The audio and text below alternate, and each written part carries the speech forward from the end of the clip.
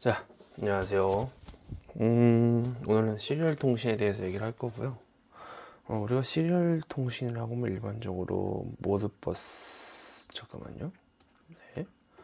모드버스 RTU라든가 아니면은 뭐 이제 수순, 무수순 통신들을 많이 쓰잖아요. 그래서 이제 시리얼 통신이 우리가 흔히 말하는 직렬 통신이죠. 그래서 직렬 통신 이론에 대해서 간단히 얘기를 하고 바로 이어지는 내용에서는 이제 모드버스 RTU를 어떻게 설정하고 어떻게 쓰는지 대한 내용을 얘기를 할게요. 먼저 이제 병렬 통신이에요. 패러렐 통신이라고 하죠. 이 병렬 통신의 장점은 이제 여러 개의 통신 선로가 이렇게 있잖아요. 만약에 0번부터 7번까지 있고 반대쪽도 0번부터 7번까지 있어요. 그래서 동시에 보낼 수가 있어요. 그래서 여러 개의 통신을 이용하니까 되게 빠르거든요. 항상 괜찮고 빠르고 어떻게 보면은 직렬보다 훨씬 빠르죠. 근데 이제 반면에 단점이 있는데 단점이 너무 치명적이라서 좀 아직 FA 시장에서 쓰기 좀 어려운 것 같아요. 그래서 문제가 뭐냐면은 통신 선로가 여러 개니까 이제 고클럭이 인접한 선끼리는 노이즈가 발생을 해요. 그리고 만약에 제가 이제 여기다가 하나 더 추가를 해야 돼요. 그러면 새로운 선을 설치해야 되거든요. 그러면 그것 다 비용 증대로 이어지겠죠. 그리고 이 클럭이 만약에 안 맞는 클럭 틀어짐 현상이라는 게 있는데 이런 것들이 만약에 길이가 길어져서요.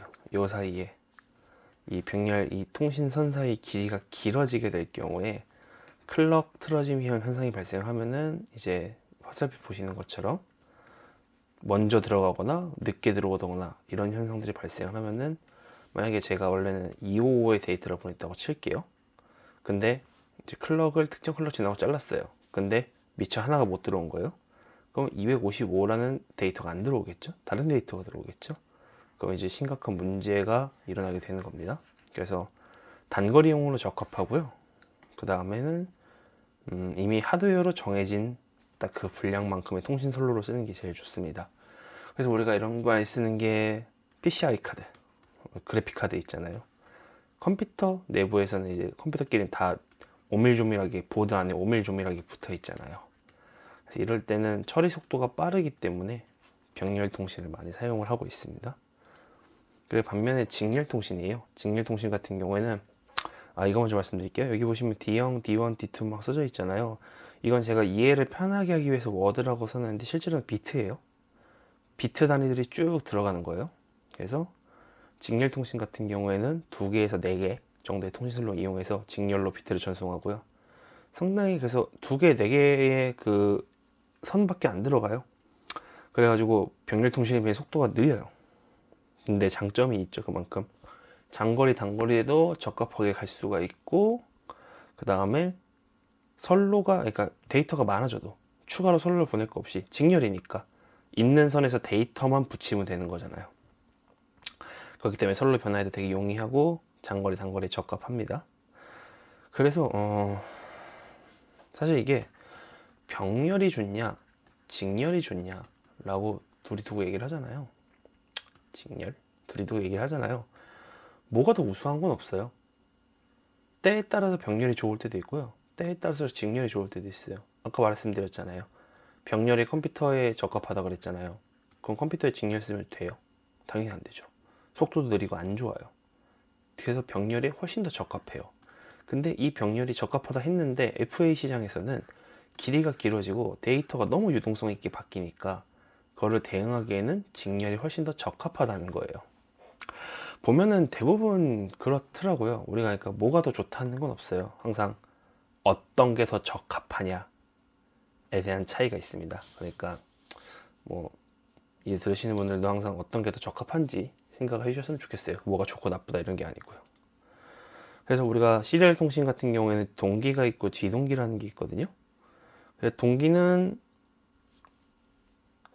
이런 게 일단 있다 정도만 파악하고 가주시면 되고요. 실질적으로는 비동기를 굉장히 많이 쓰기 때문에 동기는 뭐 I2C 통신, SPI 통신 등이 있고 클럭 신호에 맞춰서 움직이는 게 있고요. 그리고 비동기는 동기 맞추기 위한 클럭 없이 데이터를 주고받는 거고요.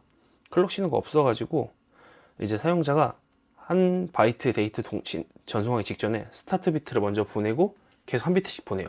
그 다음 마지막에 스타트 비트를 딱 보내고 끝내요. 여기 보시면은 이제 스타트를 보냈죠. 그 다음에 자기 데이터를 쭉쭉쭉쭉 갈 거예요. 데이터 가고 마지막에 스탑 비트를 날리는 거예요. 그러면은 받는 측에서는 아 이제 데이터가 끝났구나 이러고 수신을 멈추고 내부에 자기가 처리를 하고 응답 코드를 날리겠죠. 대신 이제 클락은 없는데 정확한 통신 속도는 서로 약속을 하고 있어야 돼요. 모레이트라고 얘기를 하거든요. 모레이트. 이 통신 속도가 어긋나면은 통신이 안 됩니다. 그래서 항상 통신을 맞추셔야 돼요. 왜 안 되냐고 생각해보면 너무 당연한 이유죠. 우리가 비트를 이렇게 비트 살릴 거잖아요. 근데 저랑 상대가 뭐가 안 맞아 상대가 이렇게 갈 거예요. 그러면 제가 데이터를 읽는 순간에 아무것도 없잖아요. 또 읽는 순간에 아무것도 없잖아요. 읽는 순간에 아무것도 없고, 읽는 순간에 아무것도 없고, 읽는 순간에 아무것도 없고, 여기 뭐 하나 있긴 있겠네요. 아무튼 정상적인 데이터가 들어오지 않을 거잖아요. 그러면은 제가 이제 이 데이터가 맞는지 아닌지 모르니까 정상적인 데이터 확인을 위해서 이 보레이트를 항상 꼭 맞춰야 됩니다. 자, 그래서 우리가 이제 비동기 통신을 위한 전용 하드웨어라는 게 있는데 UART라고 하죠. Universal Asynchronous Receiver Transmitter. 그래서 4개의 레지스터가 있습니다. 송신 레지스터, 수신 레지스터. 근데 우리가 이제 중요하게 생각할 거는 컨트롤 레지스터랑 보레이트 설정 레지스터. 항상 이 부분 잘 봐두시고요. 나머지 것들은 이러한 것들이 있다더라 정도의 느낌으로 읽어주시면 돼요. 그래서 우리가 총 시리얼 통신에서 많이 쓰는 게 RS232C랑 RS422, RS485 이렇게 세 가지가 있어요. 그래서 RS232C 같은 경우에는 싱글 엔디드라고 얘기를 하는데 이게 뭐 다른 말로 하면은 오픈 컬렉터죠. 오픈 컬렉터. 그리고 디퍼런셜은 라인 드라이버. 라인 드라이버죠. 그래서 232C 먼저 볼게요. 싱글 엔디드고 이제 1대1 통신밖에 안 됩니다. 그리고 최대 길이는 15m고 최대 속도는 20kbps. 그리고 통신 방식은 폴 듀플렉스 전이중 통신이죠. 그 다음에 422은 디퍼런셜이라서 라인 드라이버고요. 그 다음에 1대10 통신이 가능하고 1.2km까지 거리에 쓸 수가 있어요. 최대 속도는 10mbps. 마찬가지 듀플렉스는 풀이고요. 485는 마찬가지로 라인 드라이버죠. 근데 얘는 좀 특이하죠. 32대 32까지 가능합니다. 최대 길이는 1.2km고 제가 여기서 한번 언급을 안 할 것 같은데 이제 나중에 CC링크 할 때 한번 언급을 하긴 할 건데 일단 여기 분에서 짧게 얘기를 하자면은 이 최대 거리가 1.2km라는 거는요 300bps의 경우에요. 아까 보레이트 얘기했잖아요. 300bit/s일 때만 1.2km가 가능해요. 만약에 2메가 이보다 큰 값을 하잖아요. 그러면은 이 거리가 점점 줄어들어요. 그 부분 꼭 알아두셨으면 좋겠고요. 그래서 우리가 1.2km라는 거 300bps고 만약에 내가 이럴 수 있죠. 뭐 9600bps에 혹은 115,200bps로 1.2km를 쓴다? 이건 안 되는 겁니다. 통신이 정상적으로 이루어지지 않을 거예요. 그에 맞는 선을 쓰던가 아니면은 뭔가 새로운 방법을 취득해야 되고 혹은 뭐 여러 가지 해결 방안이 있겠지만 우선은 그렇게 먼저 알아다 주세요. 통신 속도, 그러니까 보레이트가 만약에 잠시만요. 보레이트가 증가하잖아요. 그럼 그만큼 케이블, 그러니까 통신거리죠. 통신거리는 하락한다. 이렇게만 좀 알아다 주세요. 그리고 마찬가지로 485는 하프 듀플렉스입니다. 좀 다르죠. 풀 듀플렉스, 하프 듀플렉스. 이거는 제가 이따가 마지막에 좀 내용 설명을 드릴게요. 그래서 우선 싱글 엔디드가 뭐냐, 그럼 디퍼런셜이 뭐냐 이거에 대한 얘기인데 싱글 엔디드는 이제 공통 모드죠. 단일 종단 신호라고 해요. 그러니까 그라운드가 컴이고요. 그래서 신호가 실린 선이 한 개예요. 그러니까 이제 볼테이지 A로만 하기 때문에 이 신호값을 접지 기준으로 측정된 값으로 판단을 해요. 그래서 이거는 신호선 여러 개가 그라운드를 공유하기 때문에 노이즈에 되게 취약합니다. 그래서 생긴 걸 보면은 자 어떻게 돼요? 우리가 시리얼 통신은 결국은 디지털이잖아요. 온오프잖아요. 그 온오프 하는 신호는 똑같아요. 이 신호가 있는데 여기서 문제가 뭐냐면은 얘들은 노이즈에 굉장히 취약해요. 왜요? 노이즈가 들어오면은 여기에 갑자기 뜬금없이 무슨 한 신호가 생겨버릴 거 아니에요.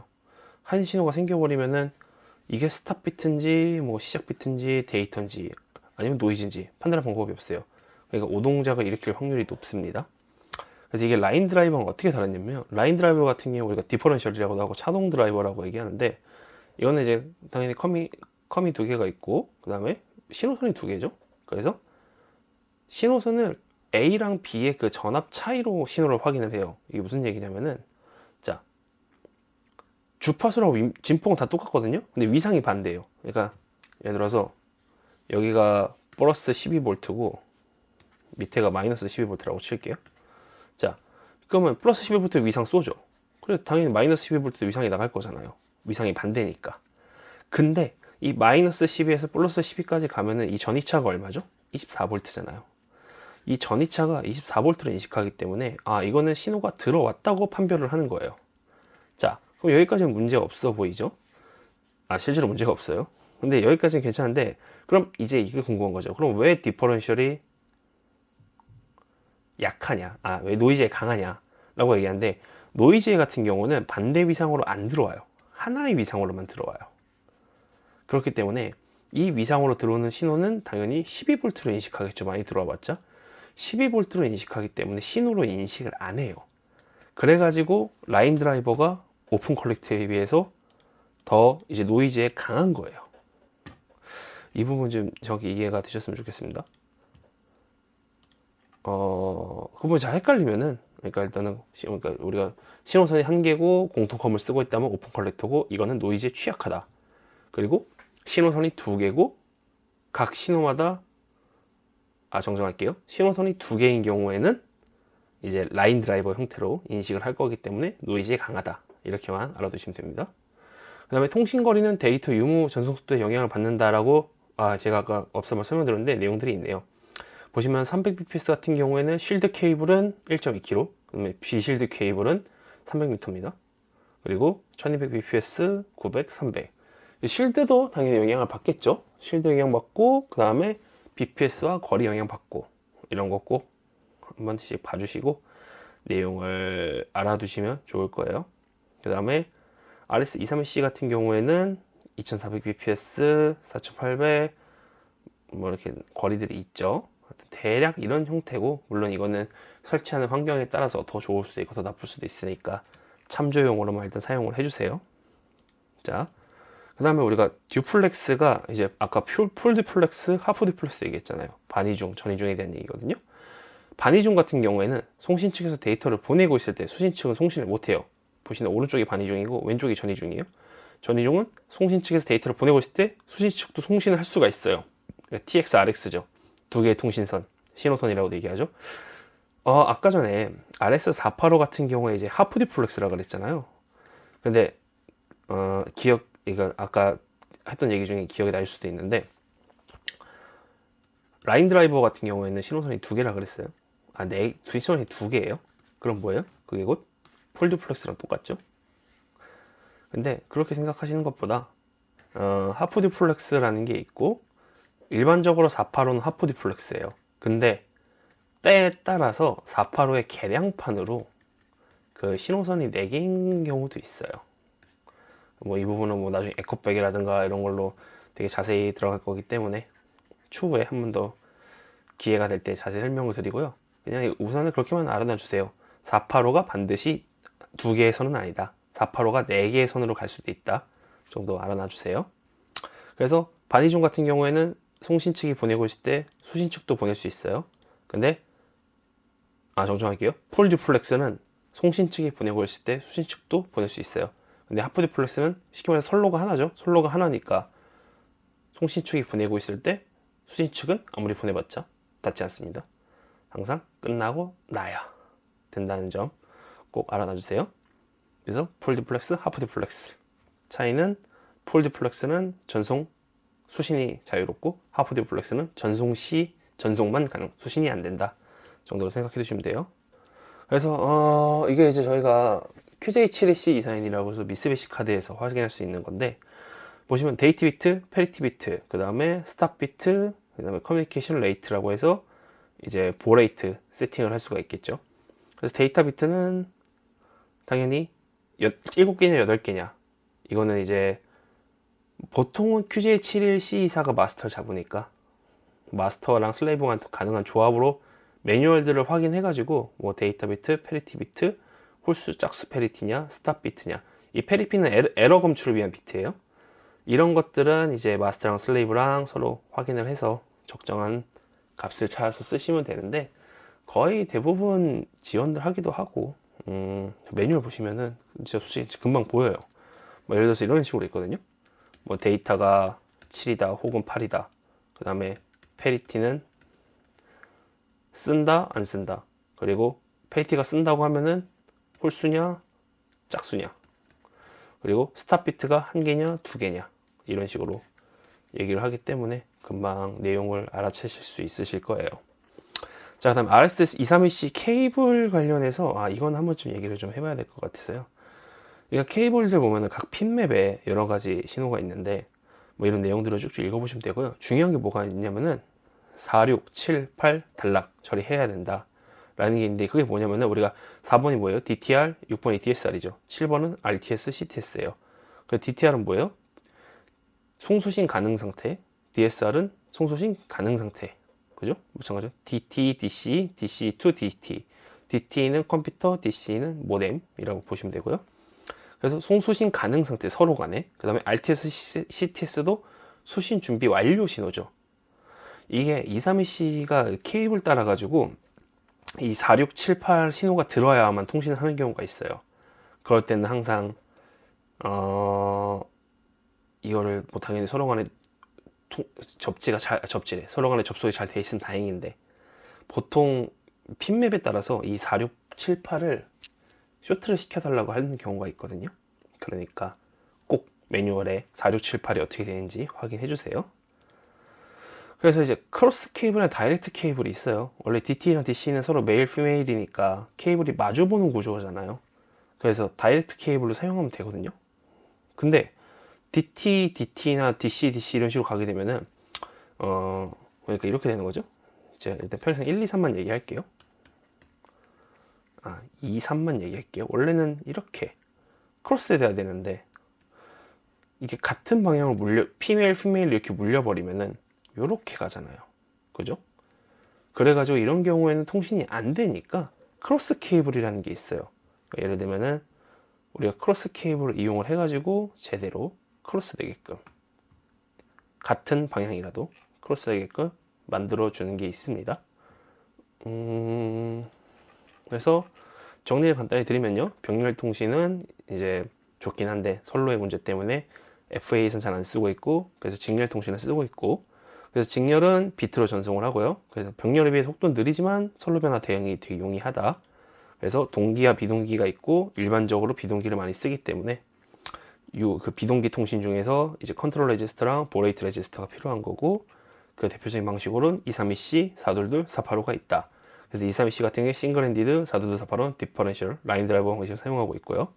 그래서 오픈 컬렉터 방식은 공통 모드라고 하고 공통 컴을 하나로 쓰고 있고, 그 다음에 노이즈에 취약하다. 반면에 라인 드라이버 형태는 반대쪽 위상인 신호를 보내기 때문에 혹시나 노이즈가 타도 노이즈의 강한 모습을 보여준다. 그리고 보레이트랑 통신 속도는 항상 반비례 관계다. 그리고 반이중 통신, 전이중 통신이라는 게 있는데, 반이중은 보내는 동안은 못 받고 받는 동안은 못 보내고, 전이중은 보내는 동안 받는 동안 다 가능하다. 그리고 232C 케이블에서는 4번, 6번, DTR, DSR, 7번, 8번, RTS, CTS가 때에 따라서 단락을 해야 될 필요가 있다. 그리고 크로스 케이블 같은 경우에는 동일한 피메일, 메일로 사용을 했을 경우에 이 선이 제대로 연결되지 않는 걸 방지하기 위해서 크로스 케이블, 다이렉트 케이블 등이 있다 정도로 알아두시면 되겠습니다.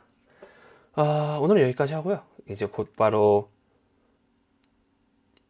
모드버스 RTO를 어떻게 만들었는지에 대해서 얘기를 하도록 하겠습니다. 자, 고생하셨습니다.